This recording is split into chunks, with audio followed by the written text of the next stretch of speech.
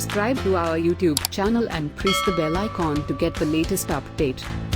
Today my guest is Mr. Harjeet खंडूचा.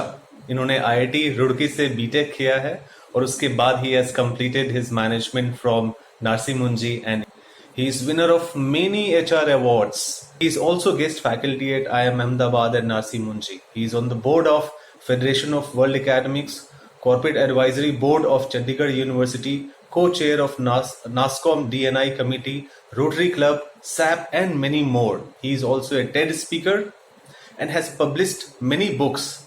He is an international speaker and he is currently working as Vice President at Reliance Jio. Thank you, Harjeet, for joining. It's such a wonderful to have you here. You are an inspiration for many, and I'm sure by seeing your journey into corporate and reaching such a great height will inspire a lot of people who are watching.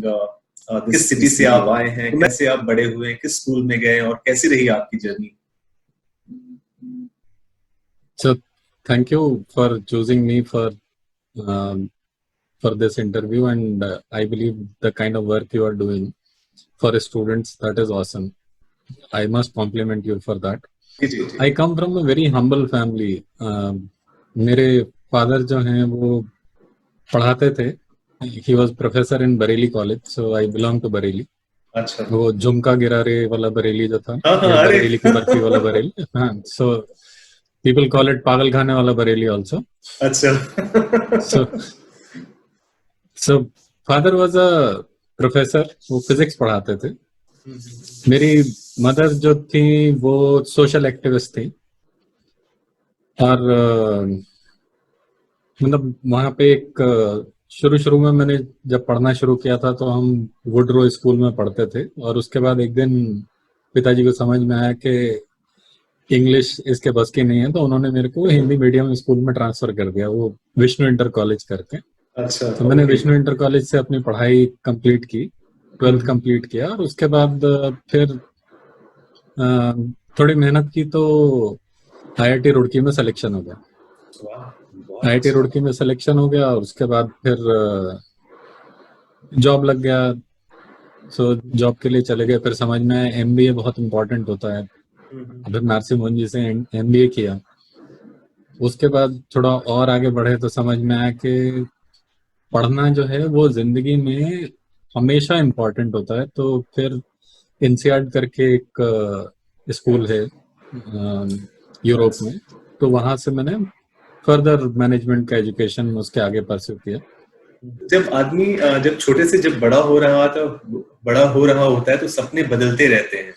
जैसे बचपन में कोई कुछ और बनना चाहता है, जब 10th में पहुंचता है तो कुछ और बनना चाहता है. तो आप क्या बनना चाहते थे? घर में रोल मॉडल हो ना, तो आप सबसे पहले तो अपने फादर की तरफ देखते हो और सोचते हो कि जो फादर कर रहे हैं मेरे को वही करना है. तो काफी दिनों तक मेरा सपना ये था कि मेरे को टीचर बनना है, प्रोफेसर बन जाऊंगा मैं, और लाइफ वहीं पे सेट थी. उसके बाद एक दिन टीवी देखा तो टीवी में देखा अरे हास्य कवि इतने अच्छे आते हैं, तो और फिर पिताजी भी कविता लिखते थे, मदर भी कविता लिखती थी, तो मैंने कहा अच्छा हास्य कवि बनूंगा.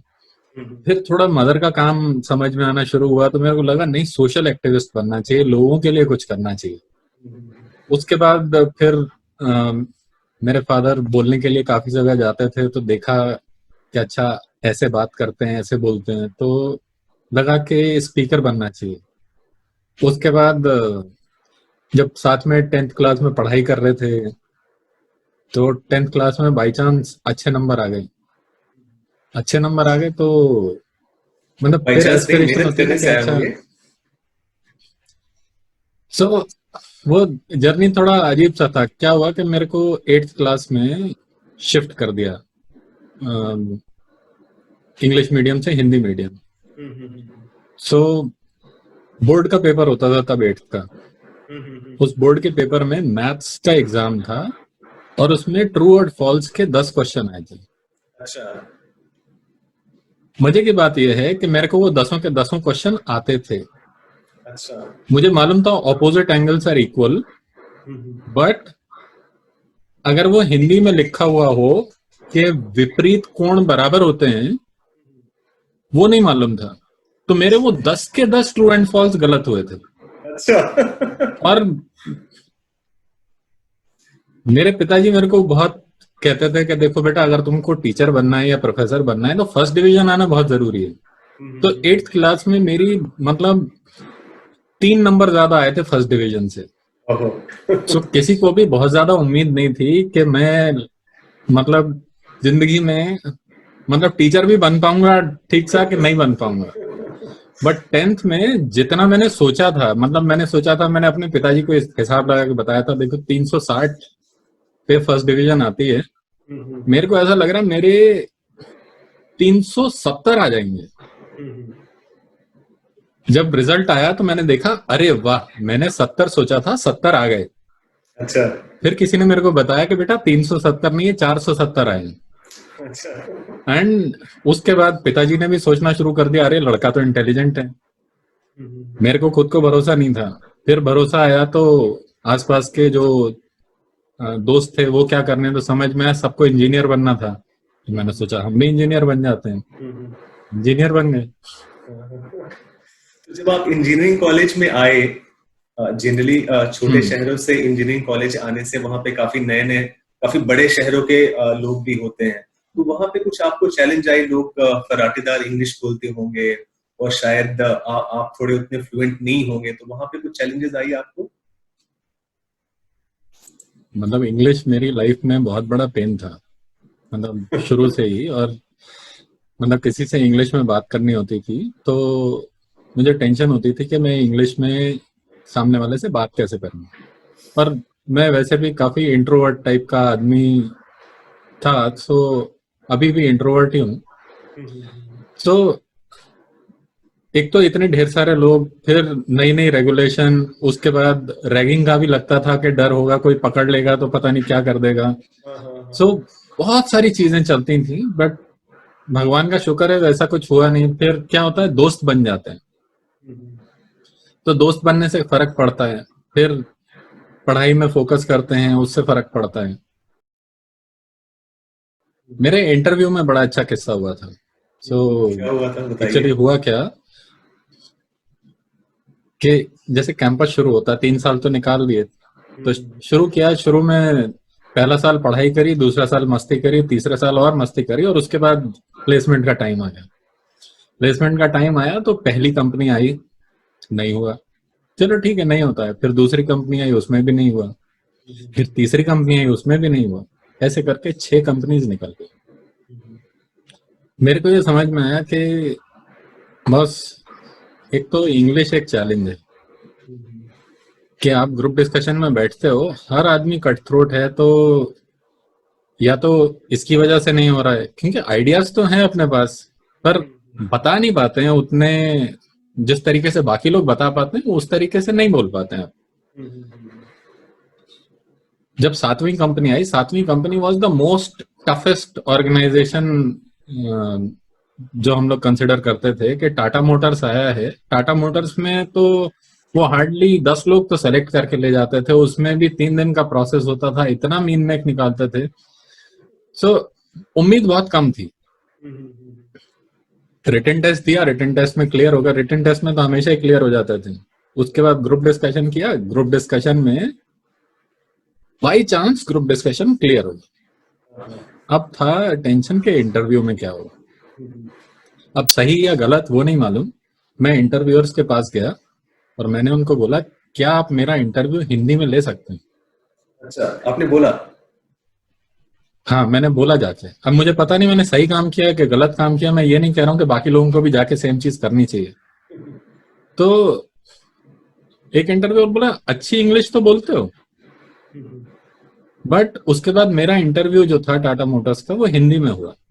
सो शुरू के कुछ क्वेश्चंस इंग्लिश में थे, उसके बाद फिर पूरा कंफर्टेबली हिंदी में इंटरव्यू हुआ। और मतलब मेरे दिमाग में एक स्ट्रेटेजी थी। जैसे इंटरव्यू चल रहा होता है ना, तो हर आदमी अंदर जाता है, फिर बाहर निकल के आता है। बाहर निकल के कुछ लोग थोड़ा बताते हैं, कुछ लोग थोड़ा नहीं बताते हैं। जो किसी ने बोला कि हर आदमी जो अंदर जा रहा था वो जाके बोल रहा था, दे वर आस्किंग अ क्वेश्चन कि which is your favourite subject, and everyone was saying PPC is my favourite subject. हमारे इंडस्ट्रियल इंजीनियरिंग में production planning and control. So they were bit upset about के हर एक आदमी पीपीसी बोल रहा है। बोल रहा है, कि और शायद पीपीसी फेवरेट है। ये भी सोच रहे हैं कि टाटा मोटर्स आई है इसलिए ही बोल रहा है। हाँ, सो मैं जब अंदर गया तो मैंने ये सोच रखा था कि ये अगर मेरे से पूछेंगे कि तुम्हारा फेवरेट सब्जेक्ट कौन सा है, तो मैं पीपीसी नहीं बोलूंगा। सो मैंने क्या किया, मैंने बैठ के मेरे को वर्क स्टडी बहुत अच्छा लगता है। सो उन्होंने पूछा फेवरेट सब्जेक्ट क्या है, तो I said work study. So first time they were comfortable, they were saying हर आदमी यहाँ के आके बोल रहा है पीपीसी, हमें लगता है यहाँ पे एक ही प्रोफेसर अच्छा है, तुम पहले आदमी हो जिसने कोई अलग नाम लिया है। तो उसके बाद उन्होंने मेरे को काफी देर तक वर्क स्टडी पे ग्रिल किया। सो पढ़ाई लिखाई उतनी ठीक थी कि वर्क स्टडी के सारे क्वेश्चन जवाब दे दिए, तो सिलेक्शन हो गया। आजकल करीब इंडिया में मैं कुछ स्टडी कर रहा था, तो अराउंड 5500 कॉलेजेस हैं, और वहां से करीब 25 लाख स्टूडेंट हर साल पास करते हैं। और इकोनॉमिक टाइम्स एंड एसोचैम का डेटा ये है कि सिर्फ 10% लोगों को नौकरी मिल पाती है, others are either not employed और अंडर एम्प्लॉयड। तो व्हाट डू यू थिंक कि क्या करना चाहिए आज के स्टूडेंट्स को ताकि उनको एम्प्लॉयमेंट मिल सके? देखिए, चीजें जो हैं थोड़ी सी बदल गई हैं। लाइक जो पहले इंजीनियरिंग होती थी, पहले engineering was suppose to be engineering that you choose a stream. Now engineering has become a basic qualification. It is just like whether you have done BA, BSc, you have done BE. So it is no more a differentiating qualification. It is a base qualification. And there is one more level added in the education, that is कि आप इसके बाद MBA करोगे या इसके बाद आप specialisation किस चीज में करोगे।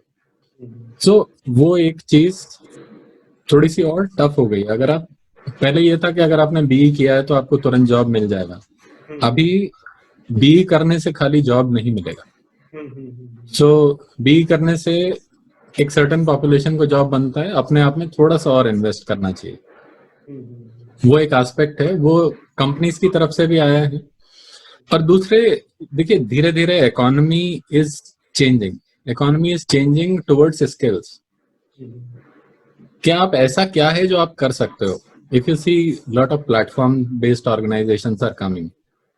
सो if we are talking about Uber, what they see is driving आती है, if you know driving and if you have a license in driving, we will give you a job. In fact, you can have the job. So right now, if you're doing engineering, so what in engineering? Suppose even if you are a computer science engineer, do you know how to code? Are you into cyber security? So do you have that skill? If you have that skill, any company will close the eyes and take you. So either you develop a skill when you are doing engineering, and if you're not developing a skill, you want to get into management, because जितनी normal companies हैं, अगर आप IT companies या consulting companies को छोड़ दें, जितनी भी नॉर्मल कंपनीज हैं वहां पे एज सच इंजीनियरिंग का काम नहीं होता है। तो जब आप इंजीनियर बन के किसी कंपनी में जाते हैं तो ऐसा नहीं है कि आपको जाते ही वो बिल्कुल, मेरी किस्मत अच्छी थी, मेरे को अपना पहला असाइनमेंट मिला था जिसमें इंजीनियरिंग थोड़ी बहुत यूज हुई। उसके बाद मैंने लाइफ में कभी इंजीनियरिंग यूज नहीं की। बेसिकली जो प्रिंसिपल सीखे इंजीनियरिंग के उतना समझ में आया। अभी सोच के देखिए, इंजीनियरिंग करके एचआर में बैठा हूं तो इंजीनियरिंग कितनी यूज होती होगी, बट ये है कि इंजीनियर्स को समझ सकता हूं। सो पॉइंट वही है, जो लोग वैल्यू करते हैं, एक्सेल में काम करना आता है, can you get things done. मुझे अभी जो सबसे इंपॉर्टेंट चीज समझ में आती है, जैसे आप भी जाते होंगे कैंपस में, लोगों का रिज्यूमे देखते हैं तो नीचे एक वो एक्स्ट्रा करिकुलर वाला होता है ना, कि अच्छा कभी कुछ लाइफ में किया है, तो इवेंट अरेंज कराया है।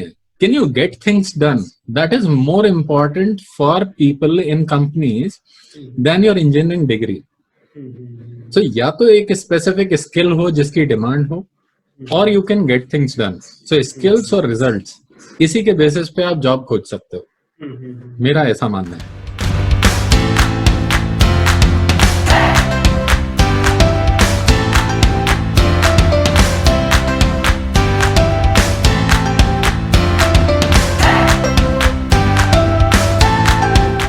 Thank Thank you for watching this video. If you like this video, don't forget to hit like button. Also, don't forget to subscribe our channel CXO Tips to get notification of more such content.